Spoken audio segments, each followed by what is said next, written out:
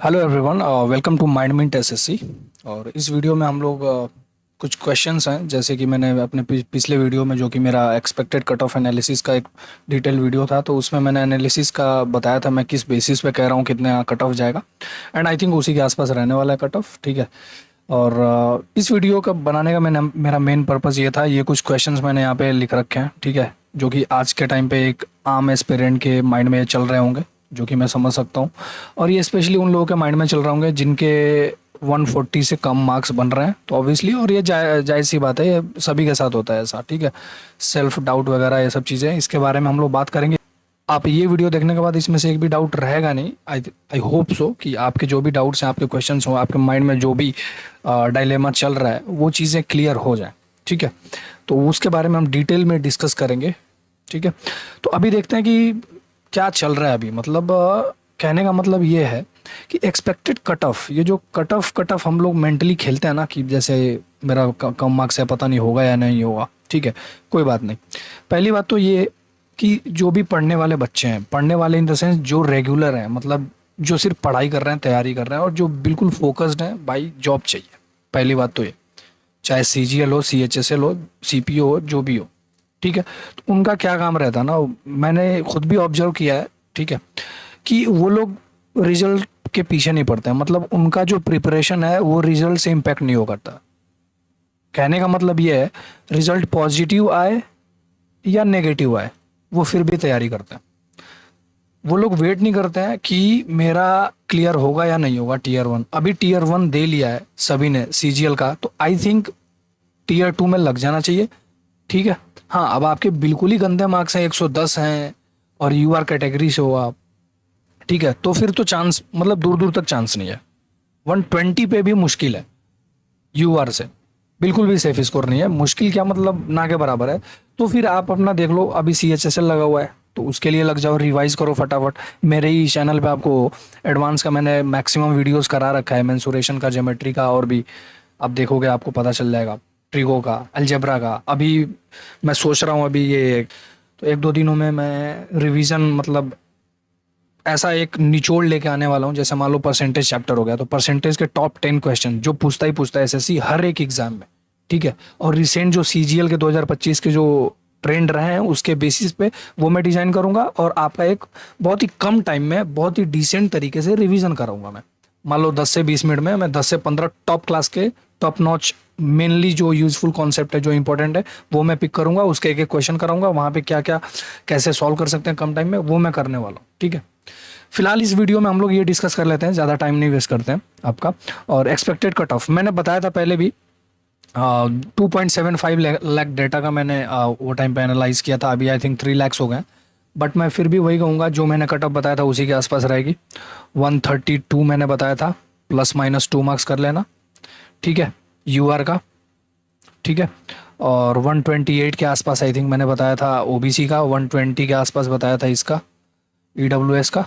और एससी का 110 बताया था, 110 या 12 बताया था मैंने आई थिंक। एंड इससे ये हो जाएगा 100 ±2, तो इसके आसपास मेरी कट ऑफ रहने वाले। ये जो भी मैंने कट ऑफ बताया था ना, ये बताया था लास्ट ईयर के जितने भी 2-3 साल के एसएससी ने। जैसे मान लो यूआर की वैकेंसी है, पिछले साल 7,185 थी, ठीक है, तो इसने लिए थे 25,800 के आसपास बच्चे, तो इसके 3.5 गुना। तो कट ऑफ का फॉर्मूला कुछ भी रहेगा, बच्चे तो इसी हिसाब से लेंगे ना वो, ठीक है। तो अभी क्या है, 6,183 के आसपास है, तो जो यहाँ पे रेशियो रहेगा ना, मल्टीप्लाइंग फैक्टर, वही यहाँ भी रहने वाला है, वही अगले साल भी रहेगा, और हर एक के केस में होगा। ओबीसी के भी केस में वही होगा जो लास्ट ईयर था। आई थिंक ओबीसी से इन लोगों ने 50,000 लिए थे, जिसमें से 29,000 के अप्रॉक्स लोग जो है वो जनरल की कैटेगरी से क्वालिफाई कर रहे थे, ठीक है। तो ये चीज़ हमें पता होनी चाहिए कि सेम रेशियो रहने वाला है, चाहे तुम दुनिया का कोई भी नॉर्मलाइजेशन फॉर्मूला लगा लो। बच्चे यूआर के इतने थे भाई 7,000 में, फ्यूचर में कभी आएगा तो इसी के आसपास लेगा, 100-200 ऊपर नीचे हो सकता है। यहाँ पे मैंने बताया था 20,000 के अप्रॉक्स लेगा, और इस बेसिस पे मैंने ये कट ऑफ बताया, ठीक है। क्योंकि सबको पता है फॉर्मूला चेंज हुआ है, तो कोई एग्जैक्टली प्रिडिक्ट नहीं कर सकता है कि क्या रह सकता है कट ऑफ। दूसरा क्या है कि इस बार ना एवरेज ये लोग निकाल के करने वाले हैं। मतलब ये जो नया वाला इक्वी परसेंटाइल जो फॉर्मूला है ना, इसके अकॉर्डिंग एवरेज शिफ्ट, जैसे मान लो एक शिफ्ट है जो हार्डेस्ट है वो 99 जैसे इसमें शो कर रहा था रैंक मित्रा में। जो हार्डेस्ट शिफ्ट है सो कॉल्ड 14 अक्टूबर का, वो 127 जा रहा है। हालांकि वो है नहीं, बट ठीक है, अभी डेटा तो यही कह रहा है। और एसएससी भी आई थिंक इसी के अकॉर्डिंग कट ऑफ बनाएगा, जैसा कि मेरे को लगता है। तो ये इजीएस्ट हो गया शिफ्ट, ये हार्डेस्ट हो गया। अब इसका एवरेज क्या हो जाएगा, कितने गया पे 28 का, तो बीच का मतलब 113। तो कोई भी ऐसा शिफ्ट जिसका एवरेज मार्क 113 आ रहा होगा ना, 113 मार्क, वो हो जाएगा इनका एक पैरामीटर डिसाइड करने का कि इसके पहले के जितने भी इससे कम मार्क्स है ना, जितने भी शिफ्ट में, उसमें ये लोग नंबर बढ़ाएंगे। और जो भी शिफ्ट इससे ज़्यादा वाले मार्क्स है, मान लो इधर एक शिफ्ट आ गया 115 मार्क्स का, ठीक है, और उसमें कोई बच्चा 125 स्कोर कर रहा है, तो 115 है, बट मैंने जो मीन शिफ्ट लिया है उसमें 113 है, और बच्चे ने 125 स्कोर किया है, तो ये 115 और 113 में कितना वेरी कर रहा है, 2 मार्क्स का। तो इसके में मैं क्या करूंगा, 2 मार्क्स माइनस कर दूंगा। ठीक है, ये मैं एग्जाम्पल बता रहा हूँ। तो इस तरीके से ये लोग मीन शिफ्ट कर कर और फिर ये करने वाले हैं। तो कुछ लोगों के बहुत से मार्क्स घटेंगे भी और बहुत से बढ़ेंगे भी। कुछ ऐसे शिफ्ट होंगे जो टॉप 5 होंगे, उनमें अच्छे खासे मार्क्स बढ़ेंगे, जैसे 99 वाला हो गया। ठीक है, अभी हमारे पास कंप्लीट डेटा है नहीं, ये हो सकता है एवरेज शिफ्ट और कम जाए। ठीक है, तो ये चीज़ हम लोग को ध्यान में रखना है और उसके अकॉर्डिंग हमें आगे बढ़ना है। दूसरी बात ये कि जैसे मान लो जो लोग भी सोच रहे हैं कि यार मेरा 130 है, जैसे कुछ लोगों ने पिछले वीडियो पे कमेंट भी किया था मेरा ये है 138 है EWS है। भाई आराम से हो जाएगा यार 138 EWS। मैंने बोल रखा है 125 से ऊपर है अगर यूआर कैटेगरी में तो हो रहा है, तो बाकी शिफ्ट में तो तुम्हारा ऊपर से है तो हो ही जाएगा। बट ये हार्डेस्ट शिफ्ट में होना चाहिए 125। अगर यूआर से हो और लास्ट के 3-4 शिफ्ट जो इजीएस्ट हैं, मतलब आपकी जो शिफ्ट की रैंक है वो 42 है, 43 है, 44 है, और आप 125 ला रहे हो, तो आप उस कैटेगरी में हो जहाँ पे आपके रॉ में से मार्क्स माइनस होंगे। तो आपका तो चांस नहीं है, बिल्कुल भी नहीं है 125 पे, क्योंकि आपके मार्क्स माइनस होंगे। तो ये चीज़ आप खुद भी एनालाइज कर सकते हो और एक आइडिया लग सकता है। ठीक है, तो उसके अकॉर्डिंग आप फिर आगे बढ़ सकते हो, तैयारी करनी है नहीं करनी है। ठीक है, ये होगी बात कट ऑफ की। अब बात कर लेते हैं कुछ लोगों के क्वेश्चन है, जैसे हो सकता है माइंड में फीलिंग डिमोटिवेटेड। मान लो पिछले साल मेरा था 2024 में 160, 2025 में आ गया 125 या 120। बहुत से ऐसे लोग हैं जिनके आए हैं। तो यार देखो, पैटर्न चेंज हुआ है पहली बात, तो वो भी एक इम्पैक्ट हो सकता है आपके मार्क्स पे, क्योंकि इंग्लिश अचानक से बहुत हार्ड हो गई है और जीके तो ऐसा था, मतलब कुछ भी आ रहा है रैंडमली। तो जो डीप में नहीं पढ़ा है वो नहीं कर पाएगा। पहले क्या था, फैक्चुअल बेस्ड था, अभी भी है, बट पूरा पेपर नहीं है फैक्चुअल बेस्ड। ठीक है, तो वो चीज़ें हैं। इंग्लिश में थोड़ी सी टफ हो गई थी, पैसेज आ गया था जिसकी हैबिट नहीं रहती हम लोगों को, तो इस वजह से भी कम हुआ है। और दूसरा ये जो डिस्ट्रैक्शन होता है, जैसे अभी प्रोटेस्ट वगैरह चल रहा था को ये वो दुनिया भर का, काफ़ी सारी चीज़ें चल रही थी। पैटर्न चेंज था, एडिक्विटी का जो फेज़ 13 में आया था उसमें कुछ और क्वेश्चन आया, अचानक से सीजीएल में कुछ और आने लगे, और पहले हम मॉक देते थे एडिक्विटी का जो सिलेक्शन फेज़ में जो नए टॉपिक्स थे उसके अकॉर्डिंग, तो काफ़ी कम आते थे। तो वहाँ से भी लोग काफ़ी डिमोटिवेटेड हो गए थे। ठीक है, तो उस वजह से भी हो सकता है। तो डिपेंड करता है, बहुत सारे फैक्टर्स हो सकते हैं। हो सकता है आपने सिली मिस्टेक करा हो एग्ज़ाम में बैठ करके। ठीक है, इजी क्वेश्चन को भी आपने टफ, सॉरी मतलब वहाँ पे प्रेशराइज हो गया और आपको टफ लगा हो, बाद में आपको अरे यार ये तो बहुत। तो इस वजह से फीलिंग डिमोटिवेटेड, मतलब अगर आप डिमोटिवेटेड फील कर रहे हैं तो बिल्कुल भी नहीं करना चाहिए, होता है, पार्ट एंड पार्सल है। अगर आप एग्जामिनेशन की तैयारी कर रहे हो तो कहीं पे अच्छे मार्क्स आएंगे, कहीं पे नहीं आएंगे, कभी एक्सपेक्टेड जितना रहता है उससे भी ज़्यादा आएंगे। इस बार भी बहुत सारे लोगों के ऐसे भी मार्क्स आए जो एक्सपेक्ट उन्होंने नहीं किया था, बट फिर भी उससे ज़्यादा मार्क्स आए उनके। ठीक है, और बहुत लोगों ने एक्सपेक्ट किया था उससे कम आए हैं, और ये होता है। ठीक है, तो ज़्यादा सोचना नहीं है, तैयारी करते रहना है, लगे रहना है, एक न एक दिन होगा।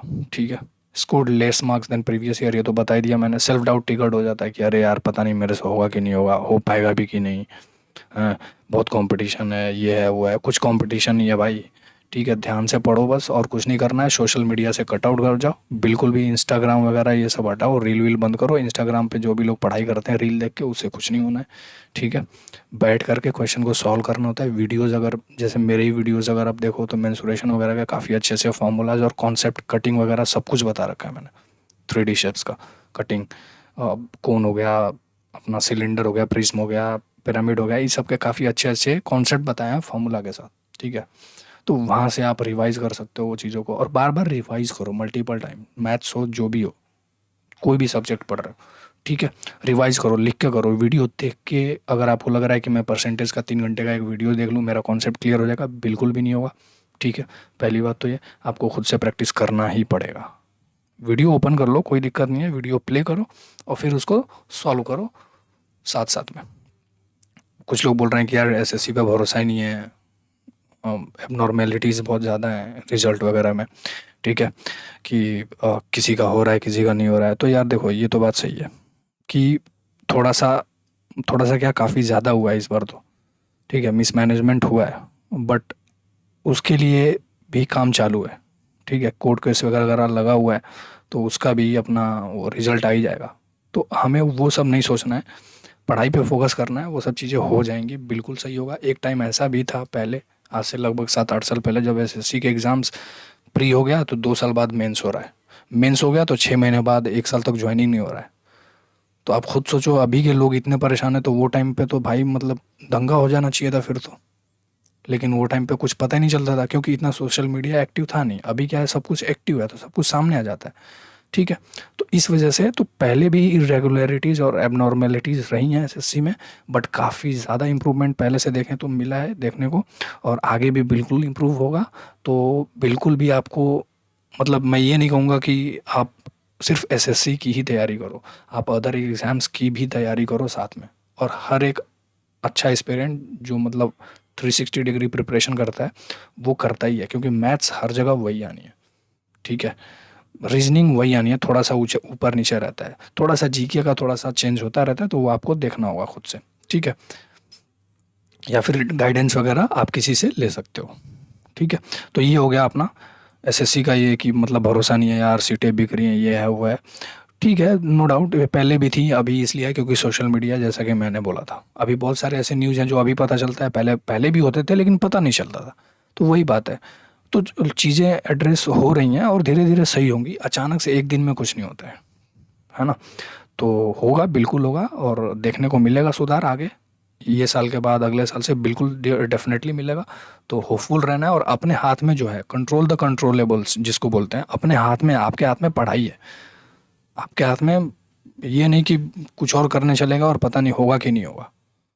ठीक है, तो पढ़ाई करना है, और बहुत से एग्ज़ाम्स लाइंड अप हैं अभी। CHSL है, CPU है, MTS है, UPSI है, अभी आपका NTPC, भाई इतने बतेरे मतलब एग्जाम्स पड़े हुए हैं, आप तैयारी करो और कुछ नहीं करना है। People are saying that they are leaving SSC, जो छोड़ रहा है जाने दो भाई।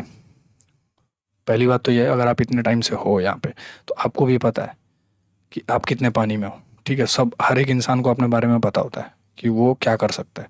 ठीक है, और कभी भी खुद को अंडर एस्टिमेट नहीं करना चाहिए, मैं तो यही मानता हूँ।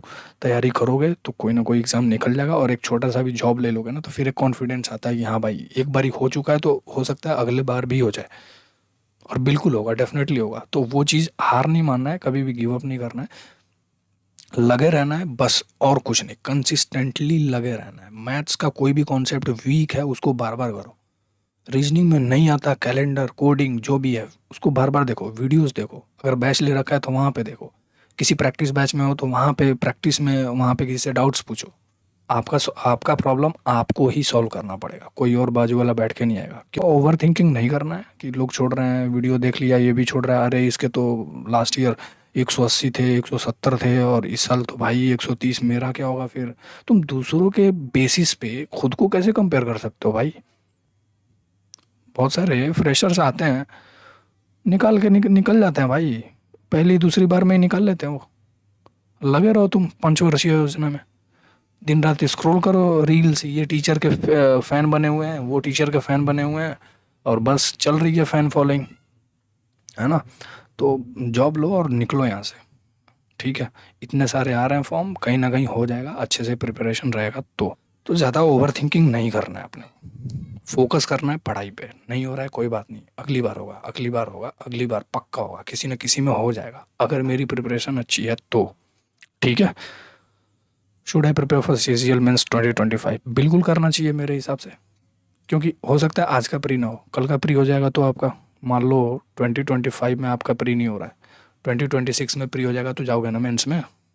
तो मेंस में जाओगे तो टॉपिक तो यही रहने वाला है जो 2025 का मेंस का है, वही रहेगा 2026 में, तो पढ़ लोगे तो क्या ही ख़राब है। और 1 महीने की तो बात है, 1 महीने में वैसे भी रिजल्ट आ जाना है, तो तुम्हारा क्लियर ही हो जाएगा। तो 1 महीने में सारा सिलेबस रिवाइज कर लो कम से कम 2 बार 3 बार, ठीक है।